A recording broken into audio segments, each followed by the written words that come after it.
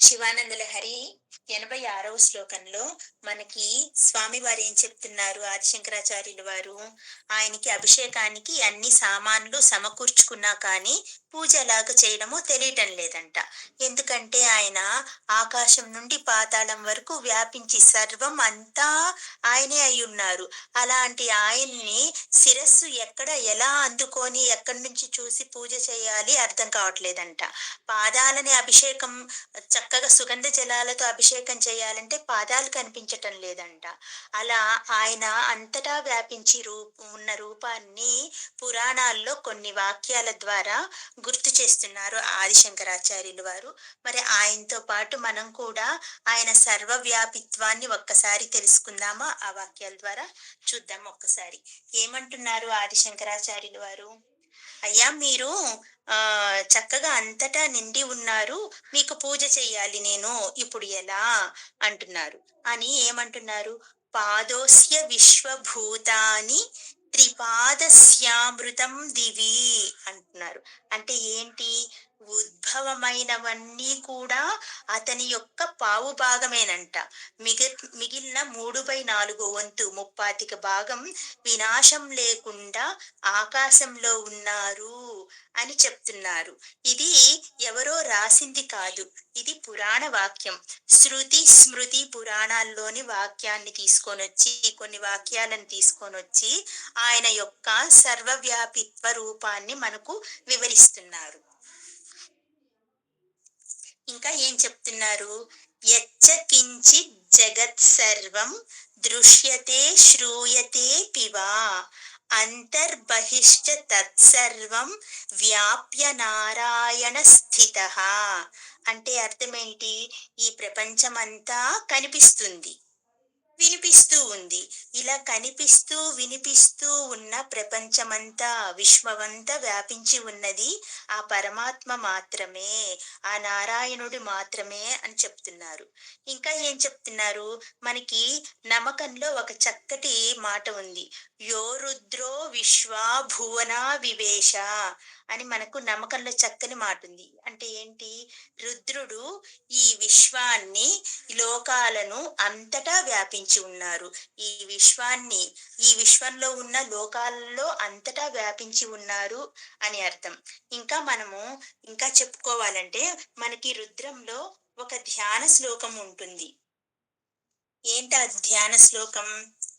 ఆపాతాళ నభస్థలాంత భువన బ్రహ్మాండ మా విస్ఫురత్ జ్యోతిస్ఫాటికలింగ మౌళి విలసత్ పూర్ణేందువాంతామృతైః అస్తోకాప్లుతమేకమీశమనిశం రుద్రానువాకం జపన్ ధ్యాయేద్దీప్సిత సిద్ధయే ధ్రువపదం విప్రోభిషించేచ్చివం అని ఒక చక్కటి శ్లోకం ఉంటుంది మనకి రుద్రంలో, ప్రార్థనా శ్లోకం. ఇది తెలియని వాళ్ళు అంటూ ఎవ్వరు ఉండరు అని నా ఉద్దేశం. అంటే ఏంటి?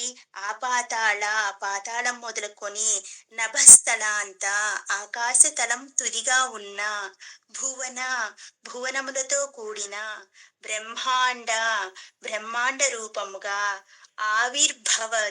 ఆవిర్భవించిన జ్యోతిస్ఫాటికలింగ జ్యోతిర్మయమైన స్ఫటికలింగం యొక్క మౌళి తలపై విలసత్ వెలుగు పూర్ణేందు నిండు చంద్రుని నుండి వాంత అంటే కురవడం అమృతైహి అమృతములచే అస్తోకాప్లుతం దట్టంగా ముంచబడినటువంటి ఏకం కేవలుడగు ఈశ్వరుని ఈప్సిత సిద్ధయే కోరిక నెరవేరుటకు అనిశం ఎల్లప్పుడు కూడాను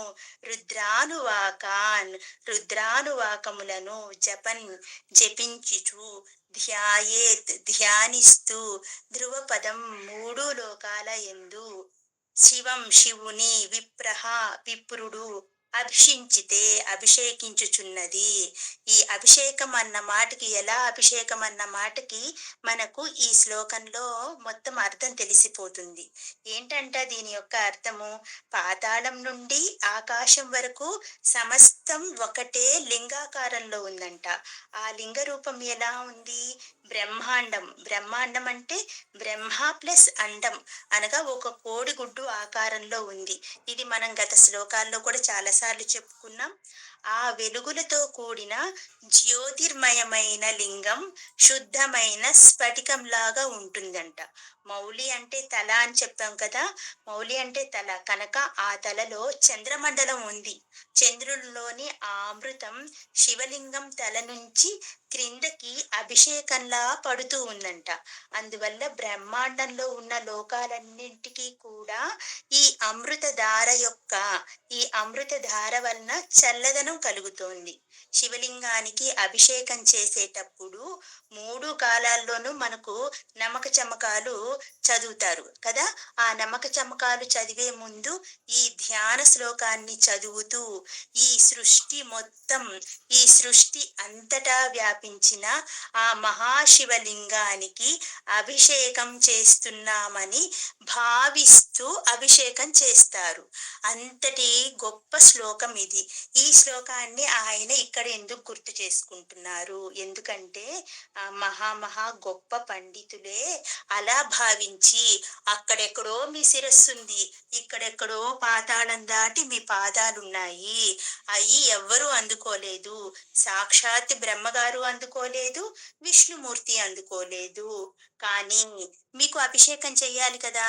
మీరు అభిషేక ప్రియులు. మీకు 3 కాలాల్లోనూ అభిషేకాలుండాలి. కాబట్టి ఎలా చెయ్యాలి ఇప్పుడు? మనం కూడా వాళ్ళలాగా ఎగరలేం కదా! హంస రూపం ఎత్తలేము, ఇంకా వరాహ రూపం ఎత్తలేము. కాబట్టి ఇలా మేము భావన చేస్తున్నాము. ఈ ధ్యాన శ్లోకంలో లాగా మేము భావన చేసి మిమ్మల్ని మేము అలా అభిషేకిస్తున్నాము అని ఈయన మనందరికీ కూడా ఆ విషయాన్ని గుర్తు చేస్తున్నారు. చక్కగా మనం ఈ ధ్యాన శ్లోకాన్ని అందరూ కంఠస్థం చేసుకుంటే చాలా మంచిది. ఈ శ్లోకాన్ని గుర్తు చేసుకుంటూ శివుడి యొక్క అభిషేకం మనం కూడా కొనసాగిద్దాం. ఓం నమః శివాయ.